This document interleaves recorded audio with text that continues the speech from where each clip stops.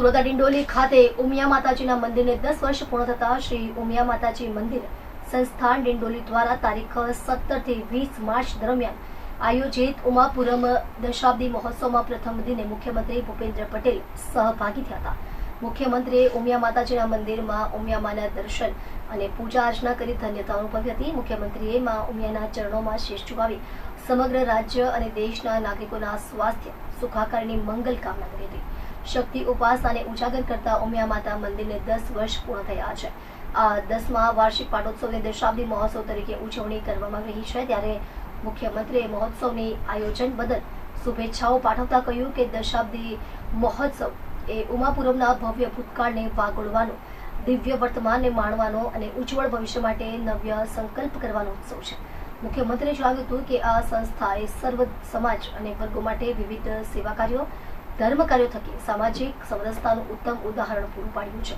સરકારનો સૌનો સાથ અને સૌના વિકાસની ભાવના પાટીદાર સમાજ મૂર્તિમંત કરી રહ્યો છે। મુખ્યમંત્રીએ કહ્યું હતું કે પાટીદાર સમાજ જમીનમાં પાટું મારી પાણી કાઢનારો અને સૌને સાથે રાખીને આગળ વધનારો સમાજ છે। પરિશ્રમથી અર્જિત કરેલી લક્ષ્મી સમાજના ઉત્કર્ષ માટે ઉપયોગ કરવાની ભાવના પાટીદાર સમાજના શ્રેષ્ઠીઓની રહી છે। આ સમાજ દરેક ક્ષેત્રે હરણફાળ ભરી રહ્યો છે તેમ જણાવી પાટીદાર સમાજ સૌને સાથે રાખી વધુ આગળ વધે તેવી માં ઉમિયાના ચરણોમાં પ્રાર્થના કરી હતી। વડાપ્રધાનના એક પેડ માં કે નામ અને કેસ્ટ રેન્જ જેવા જનજાગૃતિના પર્યાવરણલક્ષી અભિયાનોને સૌ પોતાનો સહજ સ્વભાવ બનાવે, સ્વભાવમાં સહજ રીતે વણી લે એવો અનુરોધ કરતા તેમણે કહ્યું કે ગ્લોબલ વોર્મિંગ સામે લડવા માટે વધુમાં વધુ વૃક્ષો વાવવા, ઉછેરવા તેમજ વરસાદી પાણીનો ટીપે ટીપ ભૂગર્ભમાં ઉતારી જળ સંચયના ઉમદા કાર્યમાં સહભાગી બનવા સૌ નાગરિકો સામૂહિક યોગદાન આપે, ઉપરાંત સ્વચ્છ અને સુંદર સુરતની સ્વચ્છતાની કાયમી જાળવણી કરવા ટ્રાફિક નિયમોનું પાલન કરી આદર્શ નાગરિક બનવા આહવાન કર્યું હતું।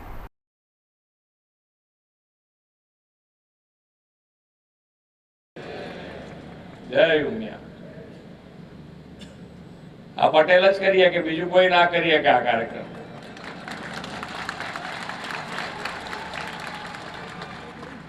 આ ગરમી તો જુઓ, આ ગરમીમાં 4-5 કિલોમીટરની શોભાયાત્રા કરીને આ તડકામાં આવીને બેસવું અને મગજમાં ક્લેરિટી છે કે તડકો રહેવાનો છે ને આપણે બેસવાનું છે, એટલે છતાંય કોઈ છાંયડો હોદ્યા વગર બધાય બેઠા હતા। ને અમારે અહીંયા સ્ટેજ ઉપર ખુરશીઓ પાછળ લેવડાવી લીધી કે ભાઈ અહીંયા તડકો આવે છે, બોલો।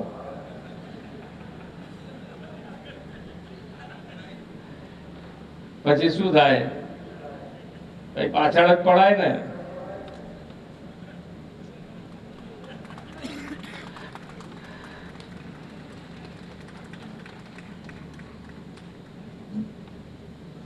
પણ આ પાટીદાર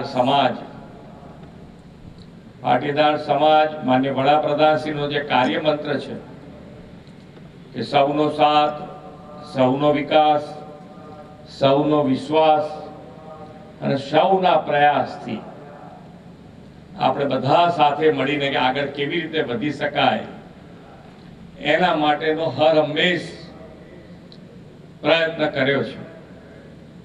અને પાટીદાર સમાજ એ હર હંમેશ મહેનત કરતો સમાજ, અને માં ઉમિયાની કૃપા આપણા ઉપર એવી વરસી છે કે અત્યારે પાટીદાર સમાજ પેલો આપણે આપણી પાટીદાર ભાષામાં કહીએ ને કે આમ પાટું મારે ને ત્યાંથી પાણી પેદા કરે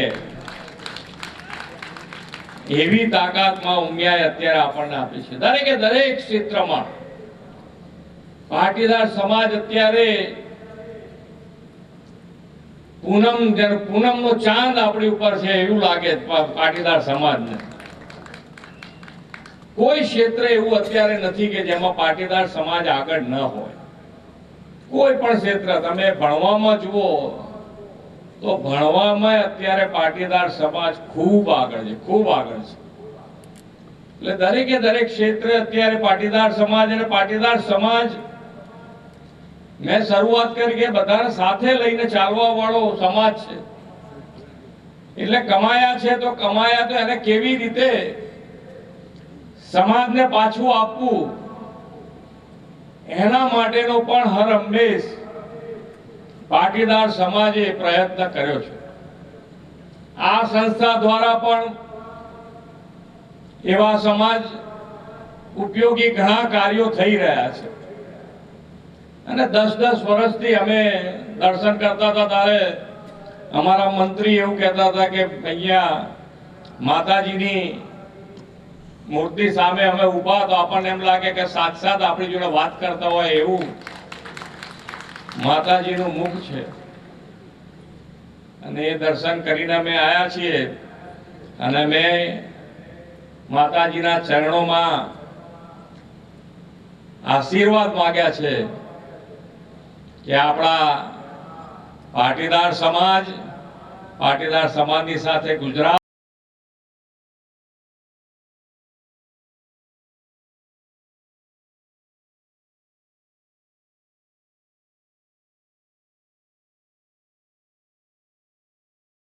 આ પ્રોગ્રામની રૂપરેખા માતાજીના મંદિરના 10 વર્ષ પૂર્ણ થયા.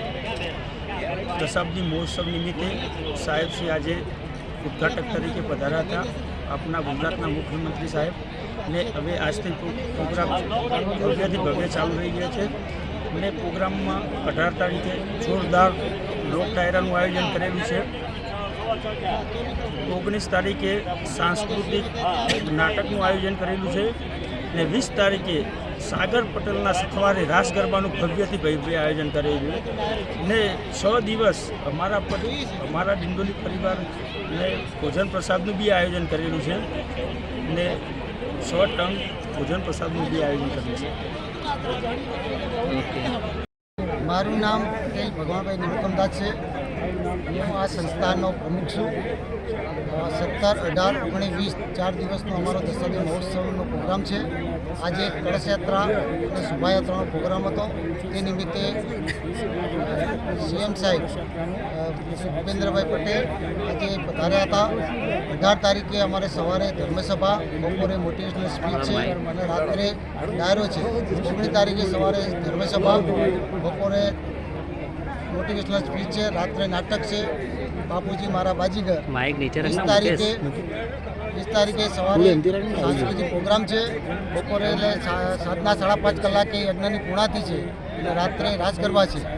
આ 3 દિવસના આશરે 2.5 થી 3 લાખ ભક્તો અહીંયા ભોજન પ્રસાદ અને દર્શનનો લાભ લેશે.